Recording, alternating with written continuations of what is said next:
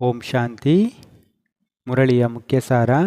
ದಿನಾಂಕ 25/11/24. ಬಾಪ್ದಾದ ತಿಳಿಸ್ತಾ ಇದ್ದಾರೆ, ಮಧುರ ಮಕ್ಕಳೇ, ಶಾಂತಿಯ ಗುಣವು ಎಲ್ಲದಕ್ಕಿಂತ ದೊಡ್ಡ ಗುಣವಾಗಿದೆ. ಆದ್ದರಿಂದ ಶಾಂತಿಯಿಂದ ಮಾತನಾಡಿ ಅಶಾಂತಿ ಹರಡುವುದನ್ನು ನಿಲ್ಲಿಸಿರಿ. ಬಾಪ್ದಾದ ಪ್ರಶ್ನೆ ಕೇಳ್ತಾ ಇದ್ದಾರೆ, ಸಂಗಮ ಯುಗದಲ್ಲಿ ತಂದೆಯಿಂದ ಮಕ್ಕಳಿಗೆ ಯಾವ ಆಸ್ತಿ ಸಿಗುತ್ತದೆ? ಗುಣವಂತ ಮಕ್ಕಳ ಲಕ್ಷಣಗಳೇನು? ಬಾಪ್ದಾದ ಉತ್ತರ ಹೇಳ್ತಾ ಇದ್ದಾರೆ, ತಂದೆಯಿಂದ ಮೊದಲನೆಯ ಆಸ್ತಿ ಜ್ಞಾನದ ಆಸ್ತಿ, ಎರಡನೇದು ಶಾಂತಿಯ ಆಸ್ತಿ ಹಾಗೂ ಮೂರನೇದು ಗುಣಗಳ ಆಸ್ತಿ ಸಿಗುತ್ತದೆ.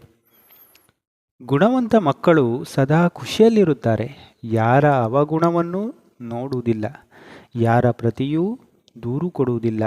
ಯಾರಲ್ಲಿ ಅವಗುಣಗಳಿವೆಯೋ ಅವರ ಸಂಘವನ್ನು ಮಾಡುವುದೇ ಇಲ್ಲ.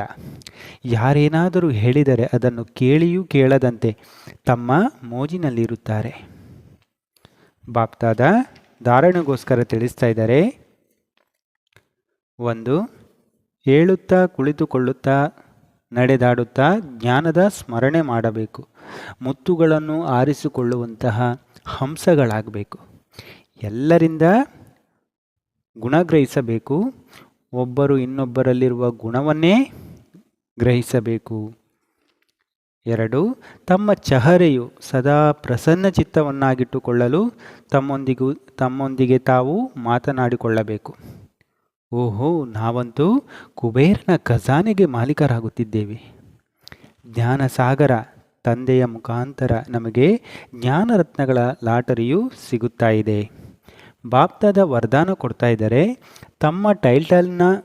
ತಮ್ಮ ಟೈಟಲ್ನ ಸ್ಮೃತಿಯ ಜೊತೆ ಸಮರ್ಥ ಸ್ಥಿತಿ ಮಾಡಿಕೊಳ್ಳುವಂತಹ ಸ್ವಮಾನಧಾರಿ ಆಗಿರಿ.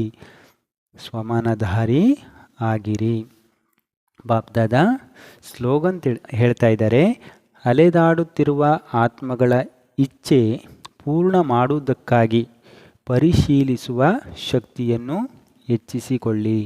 ಅಚ್ಚ. ಓಂ ಶಾಂತಿ.